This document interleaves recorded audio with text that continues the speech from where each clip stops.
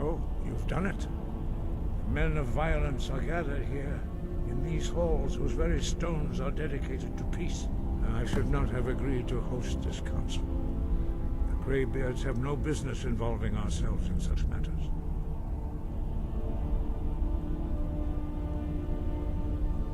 Peace? I doubt it. They may put their weapons down for a moment, but only to gather strength for the next bloodletting.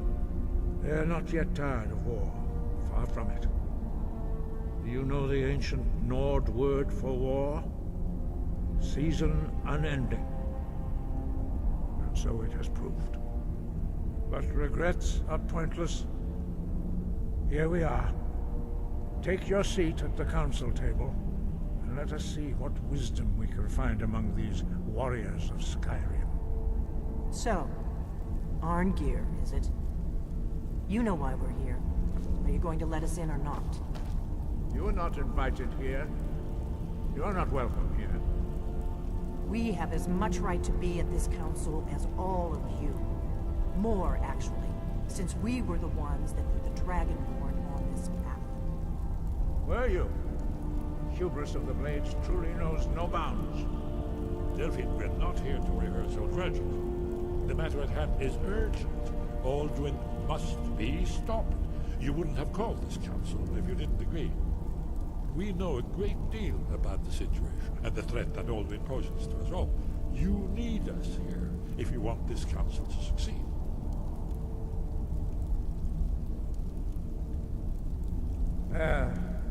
Very well. You may enter.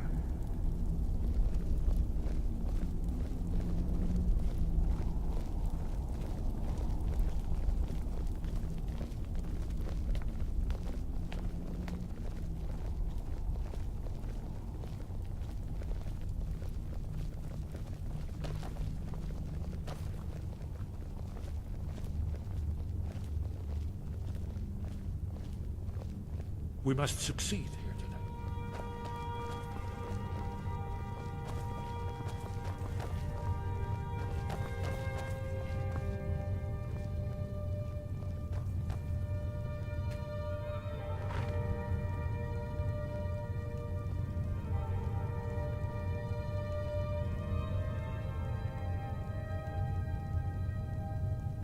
Now that everyone is here, please take your seats so we can begin. I hope that we have all come here in the spirit You of... insult us by bringing her to this negotiation? You're Chief Talos Hunter? That didn't take long. Here, here. I have every right to be at this negotiation. I need to ensure that nothing is agreed to here that violates the terms of the White Gold Concordat. She's part of the Imperial delegation. You can't dictate who I bring to this council. Please, if we have to negotiate the terms of the negotiation, we will never get anywhere. Perhaps this would be a good time to get the Dragonborn's input on this matter. By Izmir's beard. The nerve of those Imperial bastards, eh? To think that I would sit down at the same table with that. Thalmor bitch. Either she walks or I do.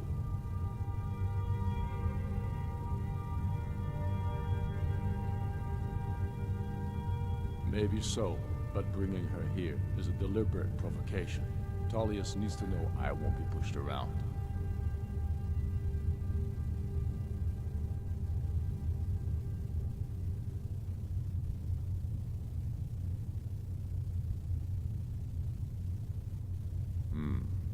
It feels like a mistake to me. But I'll bow to your judgment on this. But she is to observe, nothing more. We are not negotiating with her. Is that clear? Ulfric, why so hostile? After all, it's not the Thalmor that's burning your farms and killing your sons. She's supposed to be on our You side? know exactly... No. Not this time. Now that that's settled, may we proceed? I have something to say first. Here we go. The only reason I agreed to attend this council was to deal with the dragon menace. There's nothing else to talk about. Unless the Empire is finally ready to renounce its unjust claim to rule over the free people of Skyrim. I knew he wouldn't be able to resist. Temporary truce to allow the Dragonborn here to deal with the dragons, nothing more. I consider even talking to the Empire a generous gesture. Are you done? Did you just come here to make speeches, or can we get down to business? Yes, let's get this over with. Are we ready to proceed? Jarl Ulfric, General Tullius, this council is unprecedented. We are gathered here at the Dragonborn's request. I ask that you all respect the spirit of High Hrothgar, and do your best to begin the process of achieving a lasting peace in Skyrim. Who would like to open the negotiations? Yes, let's get down to it. We want control of Markarth. That's our price for agreeing to a truce. So that's why you're here, Ulfric? You dare to insult the Greybeards by using this council to advance your own position? Jarl Elisif. General, this is outrageous. You can't be taking this demand seriously. I thought we were here to discuss a truce. Elisif, I said I'd handle it. Ulfric, you can't seriously expect us to give up Markarth at the negotiating table. You hope to gain in council what you've been unable to take in battle, is that it? I'm sure Jarl Ulfric does not expect something for nothing. Yes, that'd be entirely out of character. I want in return. Wait, General, you don't intend to just hand over Markarth to that traitor? This is how the Empire repays us for our loyalty? Enough. First, let's be clear. This council wasn't my idea. I think it's a waste of time. You are a traitor to the Empire, and deserve a traitor's death. But I at least will negotiate in good faith. Since we're all here at your request, I'd like to hear what you think Markarth is worth.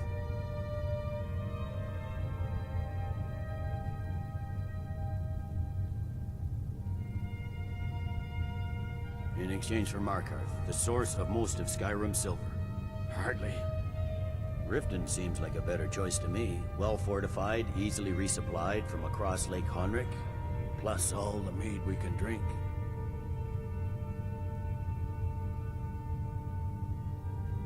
Winterhold would allow us to directly threaten the rebel supply lines out of Windhelm. Better than nothing, I suppose. But Ulfric will need to offer a lot more if he wants me to give up Markarth without a fight. The Dragonborn has spoken, Tullius. Markarth will be ours. Now we'll see if there's anything behind your talk of good faith. I don't blame you, Dragonborn. You made the best of a bad situation. But I can see now that this is not a negotiation at all. I know you, Ulfric. If I hand over Markarth, you'll be ready with a new demand. You'll never defeat the Empire, and you know it. But you're willing to sacrifice thousands for your own selfish ambition. Soon enough, I'll have you back under the headsman's axe, and this time there won't be any dragon to save you. As always, the Empire's fine words are worth nothing. Stop! Are you so blind to our danger that you can't see past your petty disagreements? Here you sit arguing about nothing, while the fate of the land hangs in the balance. Is he with you, Delphine? If so, I advise you to tell him to watch his tongue. He is with me. And I advise you both to listen to what he has to say before you do anything rash. Don't you understand the danger? Don't you understand what the return of the dragons means? Alduin has returned, the World Eater. Even now he devours the souls of your fallen comrades. He grows more powerful with every soldier slain in your pointless war. Can you not put aside your hatred for even one moment in the face of this mortal danger? A very pretty speech. But what does it That's have to enough do out of with you. I don't know about the end of the world, but this dragon situation has gotten out of hand. If this truce will help the Dragonborn here put an end to that menace, we both gain. Remember that, Ulfric. Now, back to the matter at hand. You know as well as I do that we can't hand over Markarth on these terms. Show us bones. Where will these demands end? Let's hear it. We want compensation for the massacre at Karthwasten. You slaughtered the very people you claim to be fighting for. True sons of Skyrim would never do such things. Damned Imperial lies. My men would never stoop to such methods, even in retaliation for your butchery at... All the blood spilled in this war is on your head. You've been even-handed so far. What do you say to our demand?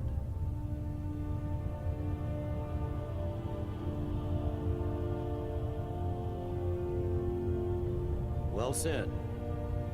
For once you'll actually pay for your crimes. I suppose that's the fairest deal we're likely to get. It seems we may have an agreement.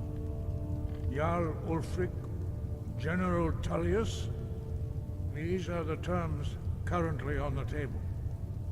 Markarth will be handed over to Ulfric's forces, Jarl Igmund will step down, and Thongvor Silverblood will become the Jarl of Markarth. Ulfric will allow Imperial troops to enter Winterhold. Courier will replace Kraldar as Jarl. The Stormcloaks will pay appropriate compensation for the massacre at Karthwasten.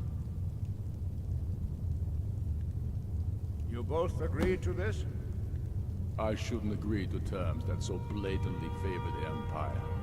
I have no choice, though, under the circumstances. But once Alduin is defeated, then it will be the Empire's turn. Remember, Evgir Unsla. You should be pleased, Elisif. You've done well for yourself as the Empire's pet Jarl. But beware, the Empire's loyalty is fickle. They will tire of this war, and then I will be the one dictating terms to you. I have nothing to say to that murderer. General, you've proven yourself a good friend to Skyrim. I continue to trust that you will do your utmost to safeguard our interests. Thank you, Jarl Elisif. I appreciate your loyalty. The Empire can live with these terms, yes, for a temporary truce, until the dragon menace is dealt with. After that, Ulfric, there will be a reckoning. Count on it. Come on, Galmar. We have a lot of work to do. Giving up Markarth is a heavy price for this truce, Dragonborn. I hope it was worth it. Jarl Balgruuf, I assume you are familiar with the Dragonborn's plan. Yes, I'm ready to do my part. Just say the word, and my men will help you spring this trap. But the difficulty remains how to lure a dragon to Dragon's Reach at all. Well, that's an excellent question. You haven't overlooked that little detail, have you? Ah, I believe I can be of help here. I anticipated the problem. While you were arranging this meeting, I was busy in the library of Skyhaven Temple, an unguessed trove of lost lore. But the important thing is that the Blades recorded many of the names of dragons they slew. Cross-referencing this with Delphine's map of dragon burial sites, I believe I've identified one of the dragons that Alduin has raised up. Don't you see? The names of dragons are always 3 words of power, shouts. By calling the dragon with a voice, he will hear you wherever he might be. He's not compelled to, but dragons are prideful by nature and loath to refuse a challenge. Your voice in particular is likely to intrigue this dragon after your victory over Alduin. I think it's very likely that he will be unable to resist investigating your call. Ah, indeed. I'm no master of the voice, like these worthy gentlemen, but it is written here in the scroll. Oda Ving, winged snow hunter,